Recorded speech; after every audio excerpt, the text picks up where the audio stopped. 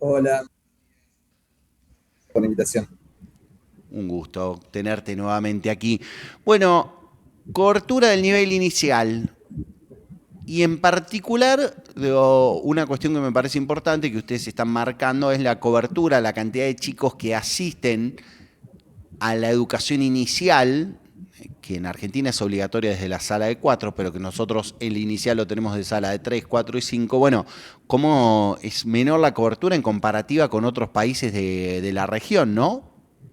Bueno, sí, bien, en este último informe que hicimos nosotros por la educación, lo que hicimos fue eso, ¿no? Analizar la cobertura del nivel inicial en Argentina y en particular en comparativa a otros países de la región.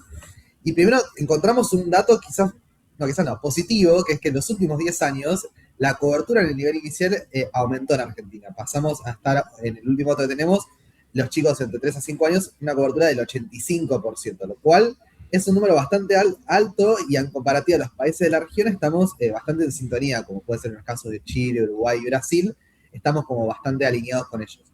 Ahora bien, si uno empieza a hacer un doble clic, en particular en la edad de los 3 años, ahí es donde encontramos quizás la diferencia y sí nos encontramos un poco por debajo de otros países, en donde si bien aumentó la cobertura a los 3 años, pasamos de un 40 a un 55%, todavía seguimos un poco desfasados o un poco lejos de los países de la región, como puede ser Chile o Uruguay, tiene una cobertura mucho más alta. Y si después Exactamente. nosotros hacemos ese doble clic, perdón, en nivel socioeconómico, ahí encontramos que los sectores más vulnerables en Argentina asisten menos que los sectores más ricos. Hoy en día, los sectores más vulnerables, 4 de cada 10 chicos de 3 años va a la escuela, mientras que los sectores más ricos es de 7 de cada 10. Entonces, ahí encontramos también diferencias. Perfecto. Esta es una de las cuestiones que más me parece interesante, aparte de los datos más duros, específicos de la comparativa regional.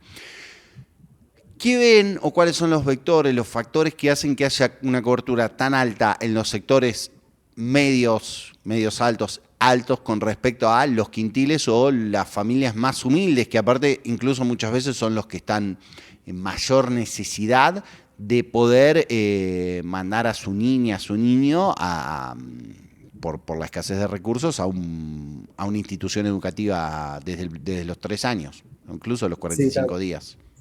sí, tal cual. Uno piensa, digamos, que los sectores más vulnerables son los que más necesitan de la escolarización temprana y demás. Lo cierto es que quizás la principal diferencia es una cuestión de recursos, ¿no? Muchas veces las familias de los sectores más ricos, los sectores medios también, cuentan con mayores recursos para enviar a sus hijos a la escuela. Y en los sectores más vulnerables quizás les cuesta más el hecho de, bueno, de la cuestión del transporte, de la asistencia, de infraestructura escolar, a veces no es del todo adecuada y eso hace como marca una diferencia, ¿no? Entre los sectores más ricos y los sectores más vulnerables. Pero lo cierto también es que esto es una primera aproximación y nos falta mucho más por conocer y mucho más, sí, más información y más datos de calidad, ¿no? Pero eso podría ser una primera lectura, ¿no? La diferencia entre los recursos, entre los sectores más vulnerables y los sectores ricos, claramente hay también una cuestión de, bueno, muchas veces los padres de los sectores más vulnerables no pueden enviar a sus hijos a edades tempranas, entonces ahí marca una diferencia.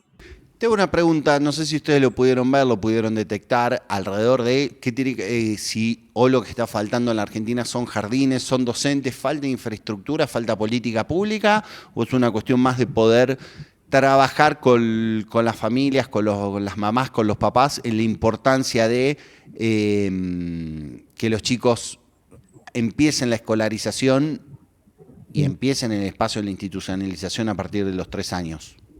Bueno, creo que es una cuestión de las dos patas, ¿no? Por un lado, las familias son corresponsables de esto, ¿no? Es decir, bueno, de enviar a los chicos a edades tempranas es importante y por eso está buena la información, ¿no? De mandarlos a la escuela siempre y cuando estén las posibilidades. A edades tempranas esto da mostrar beneficios en el largo plazo en mejores rendimientos académicos y mejores trayectorias laborales. Son los chicos de 3 a 5 años, ahí como que se marcan los cimientos después de un país que después son las personas que van a estar trabajando de hoy en día en el país, ¿no? Entonces, por un lado es parte de las familias, pero por otro lado también es corresponsable es el Estado de, bueno, de garantizar una educación de calidad, ¿no? No solo en tiempo de clases en el que puedan asistir, sino también que lo que ocurre dentro de las aulas sea de calidad y también la infraestructura. En particular en el nivel inicial, dado a veces por esto de la caída de la tasa de natalidad y que cada vez hay menos nacimientos, hace que un poco se reconfigure el sistema educativo y eso hace que se reordenen las aulas, por lo tanto haya muchas veces que pensar en duplas pedagógicas porque va a haber empezar más docentes que aulas, entonces hay que empezar a repletarlo de ese lado y también estas aulas que van a quedar, por decirlo de una forma, digamos, con menos alumnos, reorganizar las secciones para que sean una calidad del aprendizaje mucho mejor. Tomás, te hago una pregunta de algo que me parece sustantivo que dijiste recién. ¿cuál es no sé si la palabra es mejora, pero cuál es la importancia de que los chicos puedan estar en una escolarización temprana?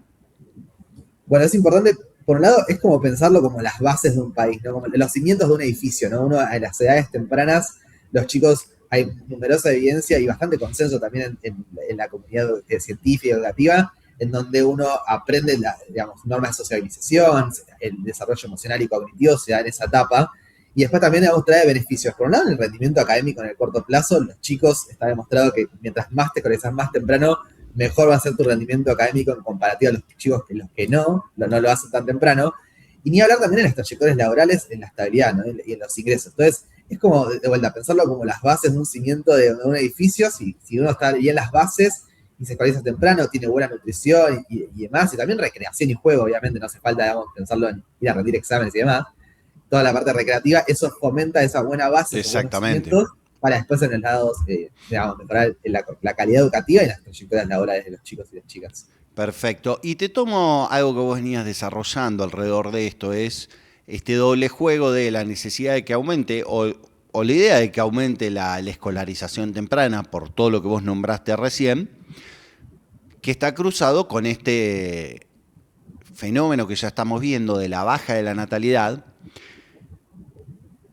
Si este fenómeno se continuara, ¿sí? Y vamos a un descenso de la cantidad de chicos en la escolarización o que la matrícula quede estable, ¿sí? ¿Qué creen ustedes o qué piensan que hay que hacer para reforzar la calidad educativa, siendo que vas a tener menor o la misma cantidad de chicos, pero bueno, más infraestructura, más docentes? Digo, si mantuviéramos el sistema parejo, digamos, tendríamos, Sí. por suerte, mayor cantidad de recursos pedagógicos que podríamos volcar. Sí, tal cual. O sea, retomo algo que hicimos en un informe previo. Nosotros encontramos que, a ver, es un hecho de que hay cada vez menos nacimientos y proyectamos una caída de la matrícula de alrededor de un 30% menos, ¿no? Entonces, claramente, si mantenemos la masa de docentes igual, va a haber más docentes y más recursos disponibles, y esto hay que tomarlo como una oportunidad para cómo organizar ese plantel docente, ¿no? Una de las oportunidades es, bueno, plantear duplas pedagógicas, ¿no? Que haya dos docentes en el aula, y eso también hay mucha evidencia de que eso es beneficioso para los chicos porque, digamos, hay más docentes en el aula y están más atentos a la calidad de sus aprendizajes, ¿no? Entonces, Te hago una claramente por eso hay pregunta que... para Sí, contarles, digo, pues un poquito algo de esto alguna vez vi en mi vida. Digo, ¿qué hace la dupla pedagógica? Para que alguien no piense que es, bueno, como hay menos chicos, le pagamos doble cargo para que haya, para que no se pierda un puesto de trabajo. ¿Para qué serviría una dupla pedagógica, por ejemplo? no, básicamente es eso. No, es así tan sencillo como pensar que haya dos docentes en el aula y que trabajen, digamos, que se plantee una dinámica de, bueno, claramente uno va a dictar la clase, pero después también en el trabajo en el aula, ¿no? O sea, a veces queda en el que un docente imparte la clase, pero después cuando se plantean actividades y demás, que haya dos docentes prestando atención en el aula, eso hace que, digamos, por un lado se libere y descomprima la labor docente para poder manejar una cantidad de chicos, de cursos de entre 20 a 30 personas. Entonces se personaliza mucho más y eso también mejora, ¿no?, las calidades de los aprendizajes. Entonces es más que nada eso, la dupla pedagógica. Y si te tuvieran a vos, pregunto, digo, la dupla pedagógica o pareja pedagógica es una de las herramientas que se piensa para la mejora de las didácticas en las cosas. Si en este 30% de recursos, vamos a suponer que lo hacemos lineal, Sí. te tocara a vos, se le tocara a Argentinos por la Educación pensar qué otras cosas harían, qué otra cosa se puede hacer aparte o qué creen que debería tener la educación del futuro en la Argentina. Bueno, claramente también pensarlo en temas de infraestructura, ¿no? Digamos, mejorar la calidad de las aulas, o sea, cómo si repensamos, ¿no?, las aulas, porque cada vez va a haber menos chicos, entonces vamos a llegar a un sistema donde cada vez va a haber menos chicos en las aulas, entonces tener mayores recursos, porque encima va a haber una oportunidad en cuanto a dinero, ¿no? Digamos, al haber menos chicos, pero el dinero se mantiene igual, entonces hay un montón también de oportunidades de refaccionar y mejorar la infraestructura escolar, que, digamos, que hay que tomarlo como esa oportunidad, ¿no? Digamos, no solo aparte de las duplas, sino también mejorar la estructura edilicia de las aulas y ni hablar de la escuela. Eso también podría ser una punta para trabajar con esta reducción, ¿no? De vuelta, la caída de la tasa de natalidad es una cuestión que está ocurriendo y esta proyección de la matrícula por ahora se mantiene. Entonces, manteniendo eso, como decías vos, todo está el resto de lo demás, no solo va a haber más docentes, sino también va a haber más plata. Entonces, de alguna manera, repensar la cuestión de infraestructura escolar es también una oportunidad de mejora para mejorar la calidad de los aprendizajes. Te hago una última alrededor de esto. ¿Tenés algún ejemplo, alguna idea de alguna práctica que ustedes estén viendo y destacando para trabajar en todos los niveles alrededor de cómo aprovechar este potencial, digo potencial porque es algo que va en potencia, digamos, para aprovechar estos recursos que ya se esté dando en la Argentina o que lo estén pensando? Bueno, en Argentina hoy en día todavía no estamos pensando, no se está ocurriendo algo en concreto, ¿no? Porque de vuelta, estas Tranquilidad. proyecciones es lo que va a ocurrir ahora en 20, 30, en 5 años, que de vuelta no es un lapso de tiempo ni muy largo ni tampoco ni muy Por corto. eso Entonces, digo en hoy en día, potencia, potenciándose. no, por eso, entendí perfecto. Hoy en día no hay alguna política concreta de esto, por eso es importante empezar a tomar casos internacionales de vuelta, esto de mejora en la infraestructura escolar, rutas pedagógicas y demás, que son casos internacionales que vienen ocurriendo, tomarlo acá. Pero medida hoy en día en Argentina en concreto todavía no se están tomando así como una medida en concreta. Tomás Besada de Argentinos por la Educación. ¿Qué está pasando con la escolarización? ¿Qué está pasando con los chicos de 3 años? ¿Qué está pasando con la diferencia que lamentablemente siempre hay entre los sectores, socioeconómicos y el acceso?